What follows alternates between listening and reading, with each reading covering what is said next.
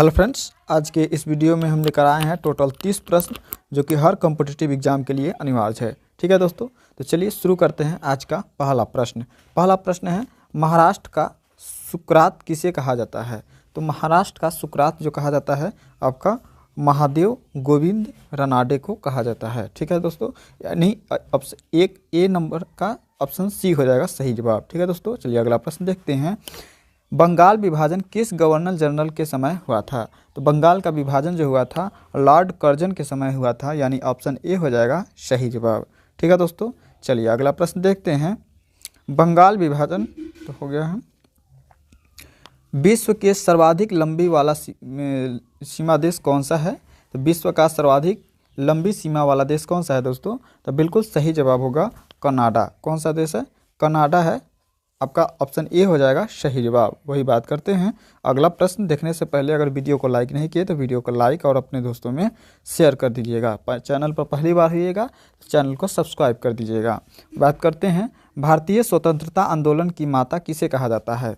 तो भारतीय स्वतंत्रता की माता जो कहा जाता है मैडम भीखाजी कामा को कहा जाता है। ऑप्शन सी जाएगा सही जवाब। वही बात करते हैं अगला प्रश्न का। मानव शरीर में ऊर्जा का स्रोत क्या है? तो मानव शरीर में ऊर्जा का स्रोत कार्बोहाइड्रेट है, जो कि ऑप्शन डी हो जाएगा सही जवाब। ठीक है दोस्तों, चलिए अगला प्रश्न देखते हैं। मिताली राज का संबंध किस खेल से है? तो मिताली राज का संबंध जो है क्रिकेट से है। ऑप्शन सी हो जाएगा सही जवाब। ठीक है दोस्तों, चलिए अगला प्रश्न देखते हैं। राष्ट्रीय आहार संस्थान कहाँ पे स्थित है? राष्ट्रीय आहार संस्थान कहाँ पे स्थित है दोस्तों? बहुत ही इंपॉर्टेंट प्रश्न है, इसे याद रखिएगा। ठीक है दोस्तों, यानी यह जो है हैदराबाद में है। ऑप्शन डी हो जाएगा सही जवाब। ठीक है दोस्तों, चलिए अगला प्रश्न देखते हैं। चंगेज खां किस देश के निवासी था? तो चंगेज के खां कहाँ के निवासी था दोस्तों? तो चंगेज खां जो था वह मंगोलिया का निवासी था, यानी ऑप्शन ए हो जाएगा इस प्रश्न के लिए बिल्कुल सही जवाब। वही बात करते हैं, विश्व का सबसे छोटा सा गणतंत्र कौन सा है? तो विश्व का सबसे छोटा गणतंत्र कौन सा है दोस्तों? तो बिल्कुल आपका सही जवाब होगा नौरू। कौन सा हो जाएगा? नौरू। ऑप्शन सी हो जाएगा इस प्रश्न के लिए सही जवाब। वही बात करते हैं, प्लाज्मा अनुसंधान केंद्र कहाँ पर स्थित है? तो प्लाज्मा अनुसंधान केंद्र कहाँ पर स्थित है? तो गांधीनगर में स्थित है। ऑप्शन ए हो जाएगा इस प्रश्न के लिए सही जवाब। ठीक है दोस्तों, चलिए अगला प्रश्न देखते हैं।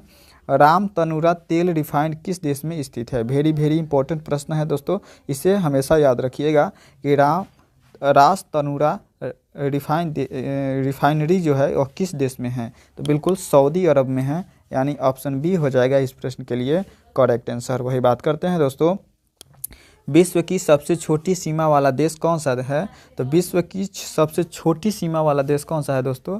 तो बिल्कुल जिब्राल्टर है, यानी ऑप्शन डी हो जाएगा इस प्रश्न के लिए करेक्ट आंसर। ठीक है दोस्तों, चलिए अगला प्रश्न देखते हैं। बॉक्साइट किस धातु का अयस्क है? तो बॉक्साइट किस धातु का अयस्क है?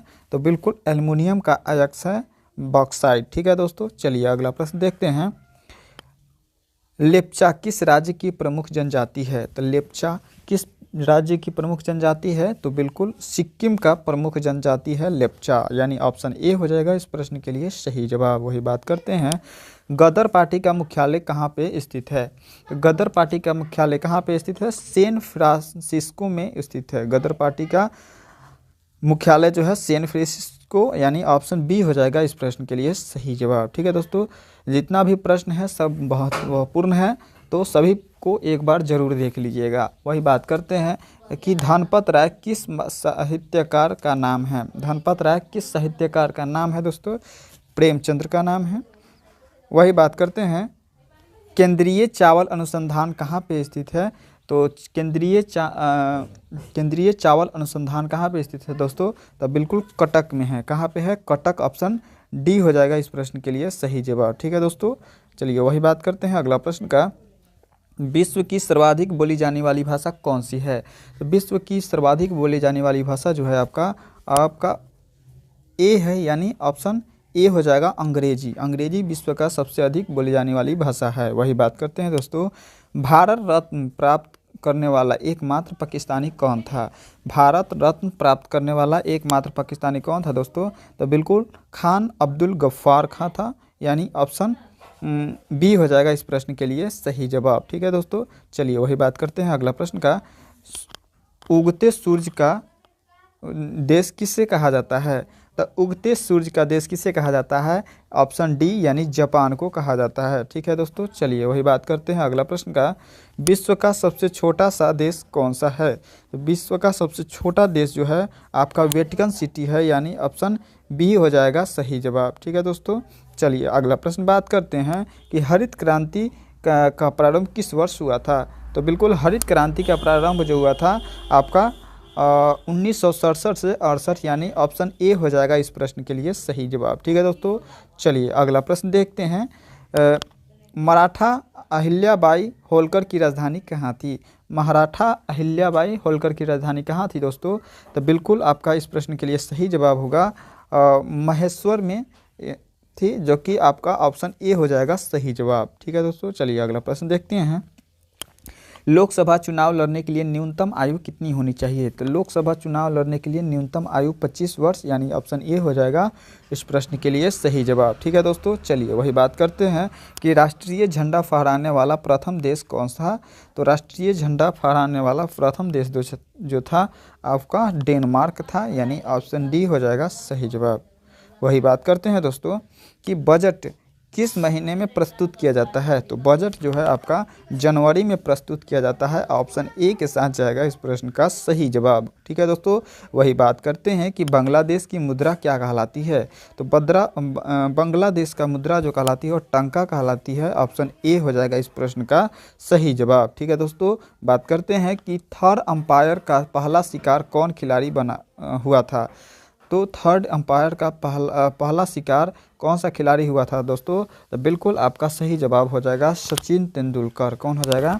सचिन तेंदुलकर, यानी ऑप्शन ए हो जाएगा इस प्रश्न के लिए सही जवाब। ठीक है दोस्तों, चलिए अगला प्रश्न देखते हैं।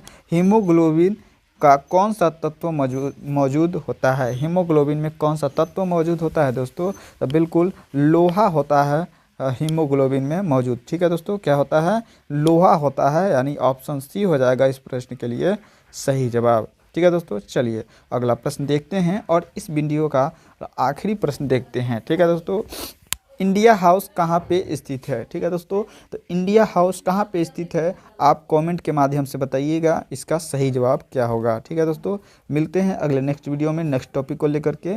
तब तक के लिए जय हिंद, जय भारत।